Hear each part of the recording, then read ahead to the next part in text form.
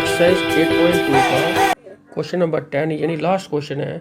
I purchase a hair dryer for rupees 5400 including 8% VAT. Find the price before VAT was added. यानी मैंने एक hair dryer ख़रीदा 5400 का, VAT 8% उसमें VAT है, वो मिलाकर हमने ये बताना है बिना वैट के जो उसकी कीमत थी वो क्या थी। यानी find the price before VAT was added. तो मैंने क्या किया, पहले let the price of a hair dryer before VAT. बिना वैट के उस हेयर ड्रायर की जो कीमत है वो क्या रखी है, एक्स। अब वैट कितना है, 8%। वैट यानी वैल्यू एडेड टैक्स। तो टोटल वैट जो भी होगा या सेल टैक्स जो होता है, जो प्राइस हो उस पर लगाया जाता है। तो टोटल वैट 8% ऑफ, मैंने कीमत क्या रखी है, एक्स। तो 8% ऑफ एक्स यानी 8/100 इंटू एक्स। 4 2 जा 425 जा, तो 2x अपॉन 25 इतना टैक्स लगेगा उस पर, यानी इतना वैट लगेगा उस पर। x उसकी कीमत है बिना वैट के, 2x अपॉन 25 उसकी कीमत जो उसका आया वैट, इस तरह वैट लगेगा। जो कीमत है और जो वैट उस पर लगा, दोनों मिला के टोटल कीमत कितनी है। तो price of a hair dryer including VAT को मिलाकर उस हेयर ड्रायर की कीमत कितनी है, 5400 ये गिवन दिया है। तो देयरफॉर x जो हमने प्राइस रखी बिना वैट के, 2x अपॉन 25 ये हमने कीमत निकाली जो जितना उस पर वैट लग रहा है। दोनों को ऐड करके कितना है, 5400। अब 25 है इधर, x के नीचे है 1 नो 25 का एल्सियम आया 25।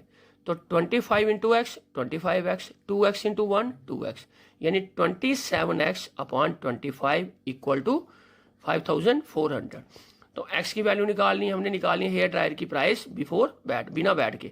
तो x इक्वल टू 25 डिवाइड में उधर जाके मल्टीप्लाई में, 27 मल्टीप्लाई में उधर जाके डिवाइड में।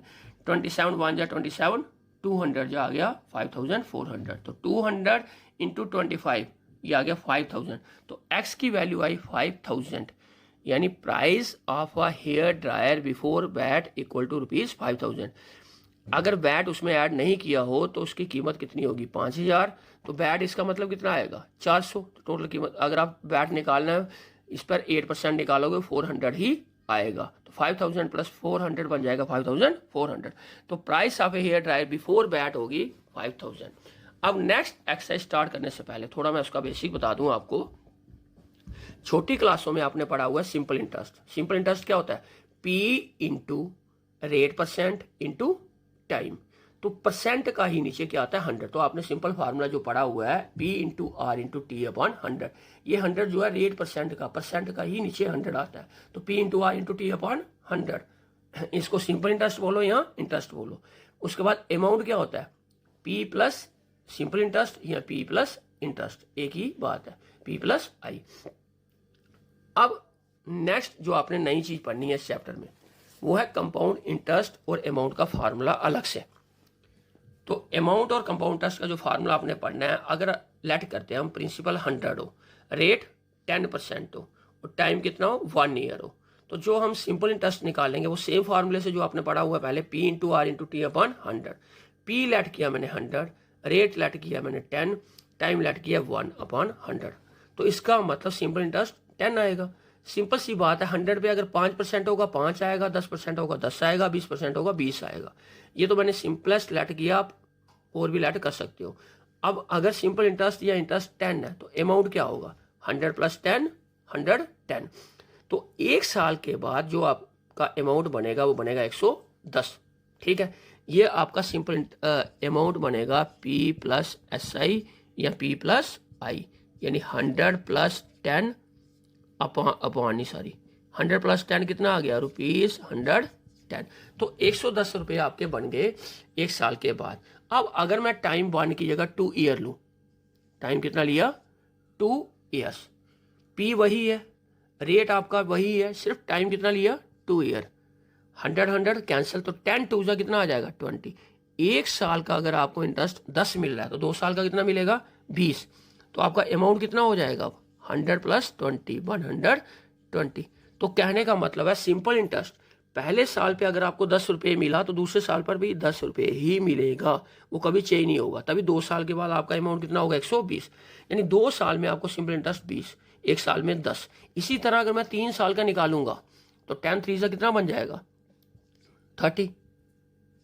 टाइम 3 ईयर होगा तो आपका सिंपल इंटरेस्ट 30 होगा, तो अमाउंट आपका 130।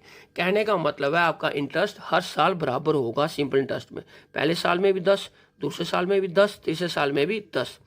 तो आपका अमाउंट जो है वो 3 साल के बाद कितना बन जाएगा 130। कहने का मतलब है सिंपल इंटरेस्ट आपका हर साल सेम ही इंक्रीज होता है, सेम ही बढ़ता है, वो उतना ही रहेगा। पहले साल में 10 होगा तो दूसरे में भी 10, तीसरे साल में भी 10, अगर पहले में 20, दूसरे में 20, तीसरे में। सिंपल इंटरेस्ट हर साल सेम ही इंक्रीज होता है, ये ध्यान रखो।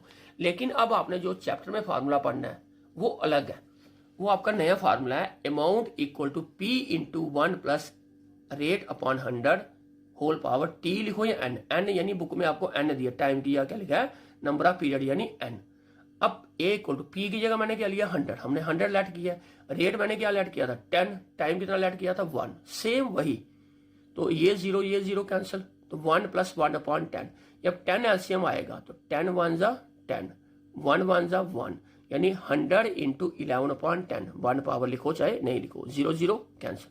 तो 1 साल के बाद इसका अमाउंट भी 110 था, अगर सिंपल इंटरेस्ट पे निकाला वो भी क्या था अमाउंट 110, वो सेम आएगा।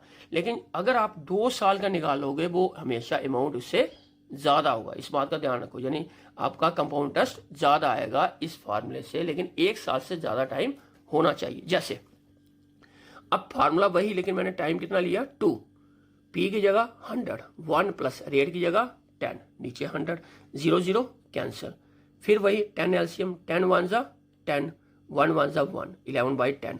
पहले 11/10 की पावर 1 थी, अब 11/10 की पावर 2, क्योंकि टाइम 2 ईयर है, 3 होगा तो पावर 3 आ जाएगी। तो 100 इंटू 11/10 इंटू 11/10, ये 2 0 और ये 2 0 कैंसिल, तो अमाउंट कितना आ गया 11 इंटू 11 121।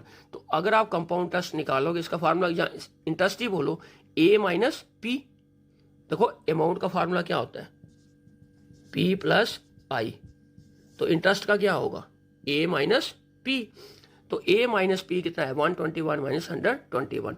उधर 2 साल के बाद आपको इंटरेस्ट मिला था 20 रुपये, इधर 2 साल के बाद इंटरेस्ट मिला है 21, यानी 21 रुपये, 1 रुपया ज्यादा है। तो कंपाउंड इंटरेस्ट इस फार्मूले से जब भी आप कंपाउंड इंटरेस्ट निकालोगे, अगर टाइम 1 ईयर से ज्यादा होगा तो आपका कंपाउंड इंटरेस्ट ज्यादा ही आएगा सिंपल इंटरेस्ट से।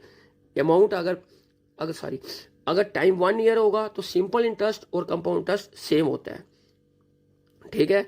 अगर टाइम 1 ईयर से ज्यादा है तो कंपाउंड इंटरेस्ट हमेशा क्या होगा ज्यादा होगा सिंपल इंटरेस्ट से।